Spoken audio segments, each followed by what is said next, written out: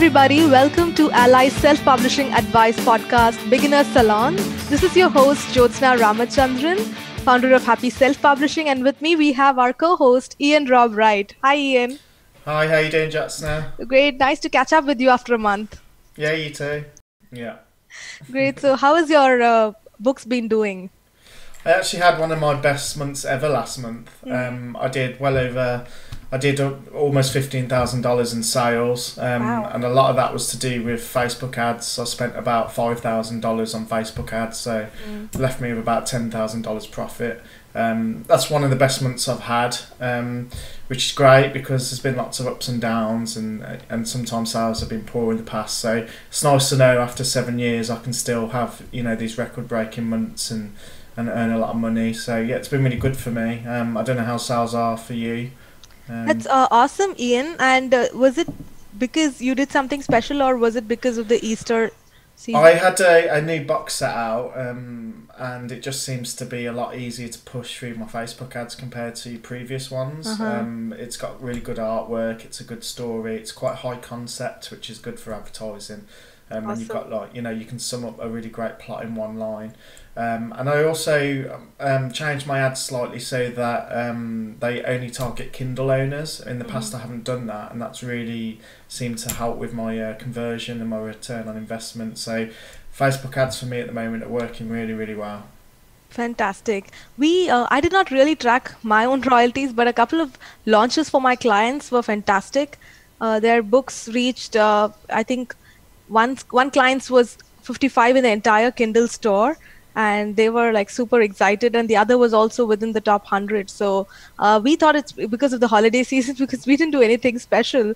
So yeah, it's been a good month, and because I'm also launching my cookbook, which I was talking about last time. So I thought we can today talk about book launches specifically, because a lot of authors think that once they hit the publish button, then Amazon will take care of everything and sales will keep happening automatically. But we both know that that's not the case. So can we talk a little bit about how do you prepare during a book launch? It's changed. I mean, there was a time when Amazon would kind of take care of it for you, but that was sort of several years ago now. But the key thing about a launch is that you have this 90-day window where Amazon will categorize it as a hot new release. Right. So if you can get some quick momentum in those first 3 months, then Amazon will start to help you out a bit. And you typically, especially for me, you will see your best sales in those first 3 months. So your launch is key to making most of your profit for the year. So if you get sort of 3 books out a year and you can make each launch successful, that's sort of a key thing in being full-time. I think it's very important now to have a mailing list. You can't just launch a book out and hope it'll get traction. You need to make those sales happen. You need to have your own customers. Right. Obviously, that depends whether you're an established author or a new-time author. And things differ. When you're an established author and you have a big list, then you can focus on making as much money as possible from your launch. If it's your first book, or maybe your first couple of books, and you might just be looking to gain readers, which is when you might want to launch a book at 99 cents or free. Right. And that's a good way to kind of try and get some readers onto your mailing list and things when you're just starting out, by trying to take advantage of that 90-day launch window where Amazon might give you a little bit of a helping hand, which they won't do beyond that. So how about yourself? I mean, how do you generally find it? Is a launch important to your books, or Absolutely, Iain. I think when it comes to first-time authors, it's a lot more challenging when you don't have a big email list. But after maybe 3 or 4 books, when you have a decent amount of number of people following you who are there to support you during the launch, it becomes a lot easier. You can plan it out in a better way.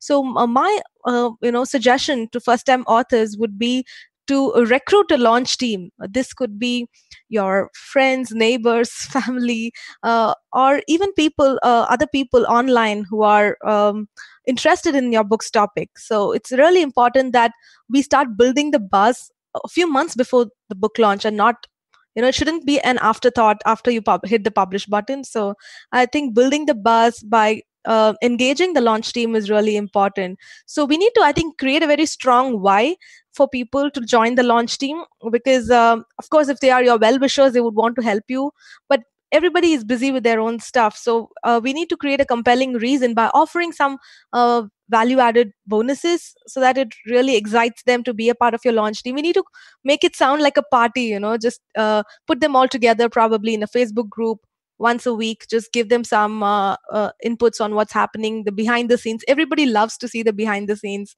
So we tell people that when you get your covers from your designer, put it out, let people vote, give the first chapter, let them read and give feedback. So once they are engaged, they are really looking forward to the launch. Then is the time when we can ask them for some favors, like, please download my book on this particular day, please leave a review before this date, let me know if you can connect me with influencers, like, do you know a podcaster, I would love to go on their show. So then we can ask for connections and contacts to really help reach the book out to more people. But I think the launch team members, even if there are 50 people, I know that there are some big authors who recruit 500 people in their team because they can. But for first time authors, even I think 30 to 50 people who are willing to support you will really make a lot of difference. And authors need to realize the importance of having this street team or launch team or whatever you call it to support the book. Yeah, I mean, I've got sort of 500 people in my launch team. I'm recruiting them as part of my email sequence that goes out to people on my mailing list. And it's quite far down, so that I know that the people that are joining it are my best fans, the people who've stuck with me for 6 months at least, and have read several of my books. But if you're just starting out, something that you can do is you can offer people to proofread the first three chapters or something. If they join your mailing list, they can get access to an early copy that they can help you proofread. And there's a lot of people out there who really enjoy being able to influence the final book by adding their feedback and things. So you can kind of, even if you're just starting out and you don't have a big name recognition, if you're honest with people and you say, I'm just starting out and this is my first book and it's really important to me, I'd be really really grateful for anyone that wants to share their feedback or do a proofread. You'll be surprised by how many people really enjoy doing that stuff. So if you start a few months before trying to sort of get your book out there in an early form, then you'll get people that almost become vested in the success of the book because they feel like they've helped you get it in the shape it is. So as a first time author, you've just got to be honest with people and say that you're hoping to get a little bit of help to try and realise your dream, and you'll be surprised by how many people will jump at that. And then when you're more established, when you've got several books, then that's when you can do a reader magnet and get people to sign up to your mailing list in exchange for a free book, and then later down when they become regular readers, you can add them to a street team or a launch team. So there's a bit of begging required when you're just starting out, but I find that if you're always honest about your intentions and motivations, people are happy to help. It's if you try and trick people or manipulate people that they don't like that. So if you're just starting out, just go on the Facebook groups and just say you need some help with proofreading and feedback, and you'll find people and they'll help you. Yeah, absolutely. And people are actually curious to see how this entire process works also, right? Because someday the reader may want to be an author themselves, and they would love to, learn from you, the process that you follow. So I think that way it really attracts a lot of people to join the launch team. So Iain, do you have some kind of a goal when you launch your book, that within the first week I need these many reviews? Do you chase after the reviews? What do you do for getting the reviews? I never worry about reviews because they just come, and I think that's because I've got enough people on my mailing list now, enough regular fans that know that reviews are important, that they just come, and I get enough. Early on, sending your book to kind of websites that review books and just, again, being honest and asking for them, saying, look, I really need reviews. I'm not a massive name author at the moment. I'm happy to give you a free copy for your review. Takes a little bit of effort to do that manually on Facebook and go around all the groups, but it does work. So again, it's all about being honest. You just say to people that you need a review, and you'll give them a copy. Amazon don't really like you doing that strictly, but as long as you don't, you're not trying to influence you have to make it very clear that if they don't like the book, they can leave a bad review, I think. So don't try and influence whether they give you a good or bad review, and then you generally be fine. But I think, you know, you can automate a lot of things when you're a bit bigger and you've got a bit of money, but starting out you do have to kind of get out there on the street or, you know, Facebook and try and sort of get people to help you. But people like an underdog and they like nice guys, so as long as you're being honest and explaining what it means to you and things, people want to help you. Exactly. What people hate is you going out there and shouting about your book everywhere and saying how great it is and how they're going to love it. Yeah. People don't like that. They'd prefer you to just be honest and say, you know, look, this is my first shot, this is my second book, and I'm really trying to make a go at this, so, you know, would you please help me? People are much more responsive to that attitude. True. And one thing that authors must definitely avoid is going into these Facebook review exchange groups and say that, hey, you review my book, give me a 5-star and I'll give you the same. Yeah. So that's something which I think Amazon is very smart in tracking, and they are flagging accounts, they are deleting people's accounts, and that's really scary. So authors must avoid that at any cost, because it's not good in the long run. Yeah, I mean, Amazon will come down on you if they ever find out you've done something unethical. So just don't get into the habit of just not, if it doesn't sound ethical, don't do it, because it'll hurt you somewhere down the line. And if you do become successful, then those are the type of things that come back and hurt you. And there's been, you know, authors like John Locke, who was a massively successful indie author, and then it came out that he had accounts where he was leaving bad reviews for his fellow authors and fake good reviews for himself, and he got found out eventually, and he'd made loads of money, but eventually his career just went down in the toilet because he got caught. So you just, if you can't do it, you know, it's harder to do things the proper way, but you've got to, like, if you want to be a writer for the next 30 years, you've got to do things the proper way. If you're just looking to make a quick buck, you know, then that's a different thing. But if you're serious about what you do, then you always need to ask yourself whether what you're doing is ethical, because it does matter. True. So once this launch team is in place, or you mail your email list, it's also really important to do a bunch of promotions so that the book quickly climbs the charts and hits the bestseller rank, right? Because as you said, the initial hot new release thing is really helpful in boosting the visibility of the book. So what are some of the things you have in your checklist for that? Well, it's generally accepted, although nobody knows for sure because Amazon don't share these things, but it's generally accepted amongst most well-known authors that you will do better if you manage to sustain a sales boost for several days rather than put all of your effort into day one.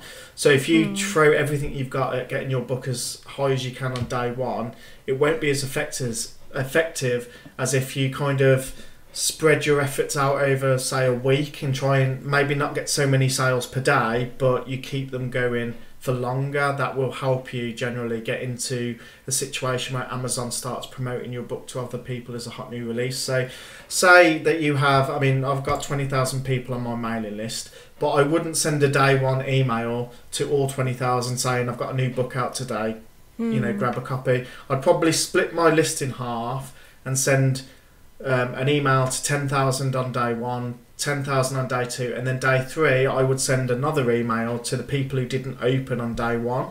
So I'd retarget the same people saying how you didn't open the first email, just in case you didn't see it, here it is again. And then day four I'd retarget the people from day two who didn't open the email, and then day five I might run a big advert or something, but I'd try and keep things going for at least day five. I wouldn't just do my whole mailing list on day one and then leave it.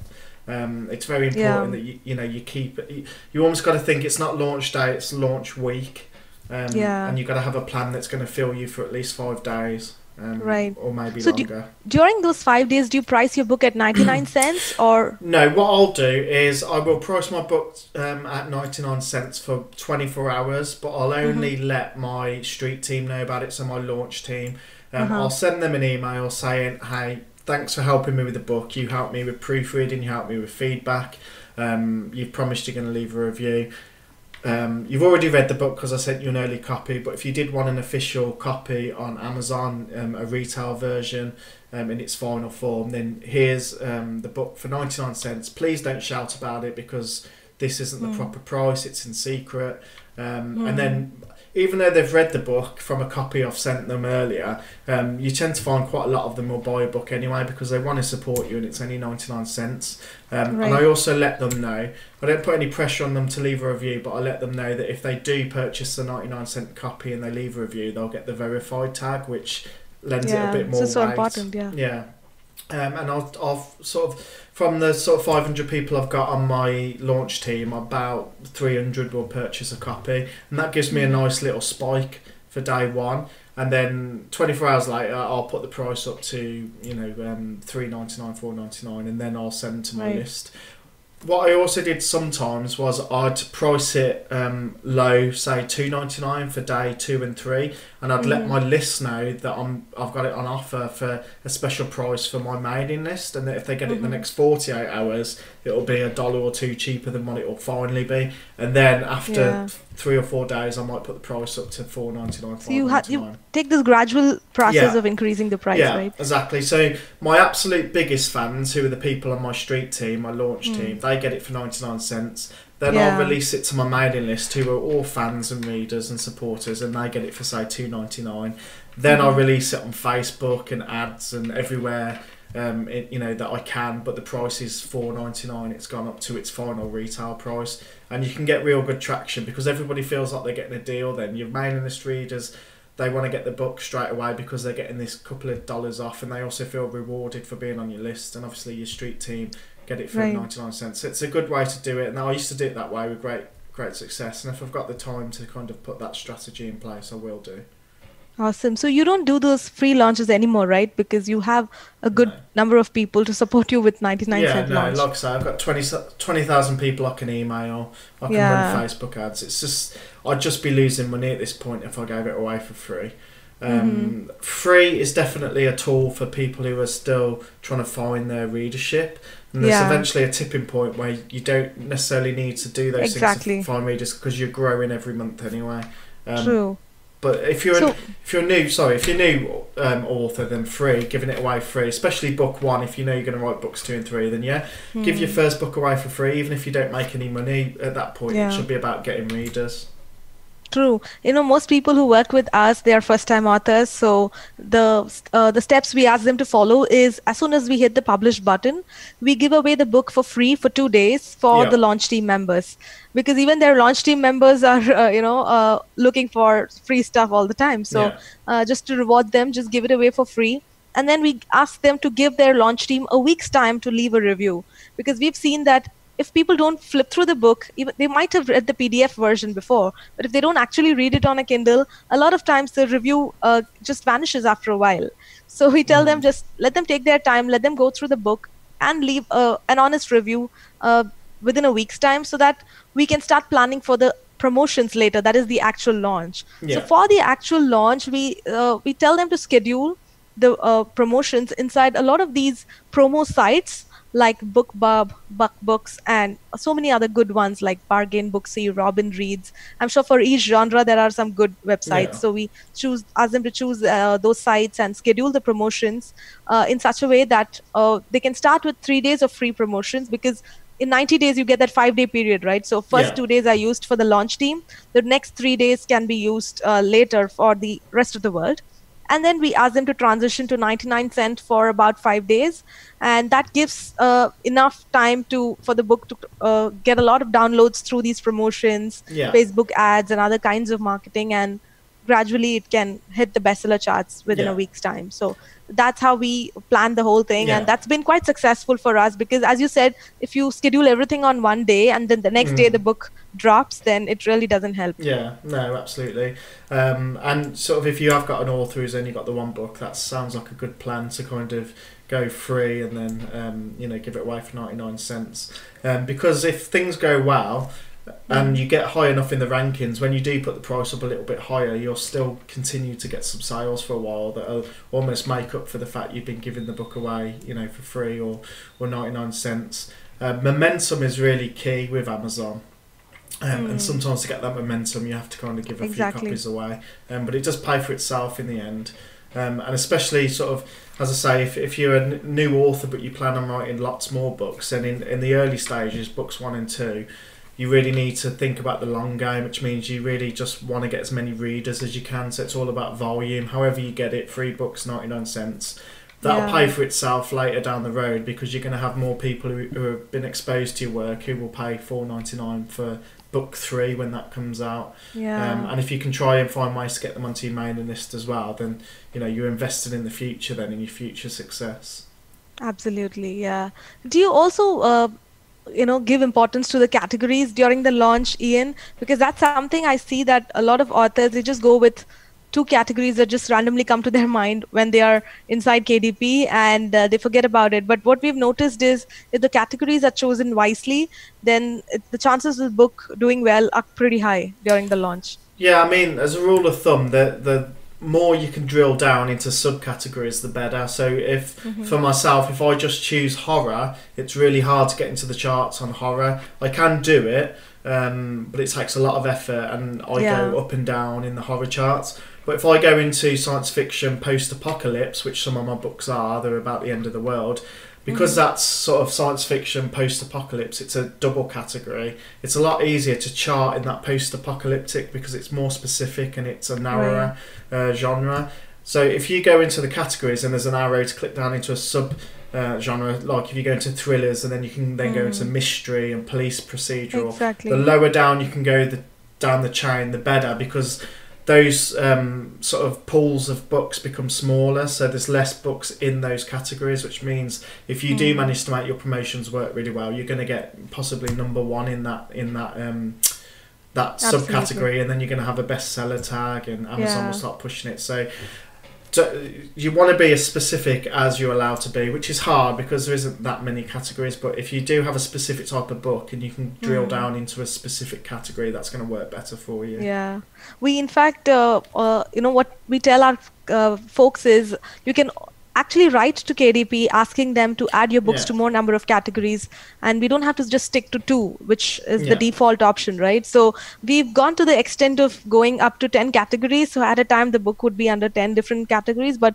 for that you need to take the extra step of writing to KDP, and in most cases they do agree and they oblige. So it's a nice way of increasing visibility for your book. Yeah, there's also some secret keywords that will add you into categories as well. So, for example, in my book, some of them are about alien invasions and stuff. If one of the keywords, one of your 7 keywords, contains the word invasion, it'll go into alien invasion as a category, for example.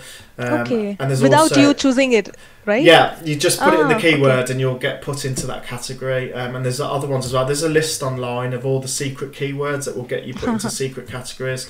I know when I put British author, British horror author, I go into the British horror category as well. So there's things like that. If you search online for secret Amazon keywords, you'll find a big list, and it tells you if you put angels and demons, you'll go into certain young adult categories and things. So there's all different ways you can get into extra categories, but the more the better. Like you say, you can email Amazon as well. Yeah, so there's so much to do, right, when you launch the book. But I think it's really so important, because otherwise, you put in so much of effort for a few months to write a book, and if it's not launched well, it just gets lost in Amazon's jungle. Yeah, so it's your best really chance to make money. The first 30 days is going to be the best. Other than Bookbubs and things, that's going to be the most your book's ever going to earn you.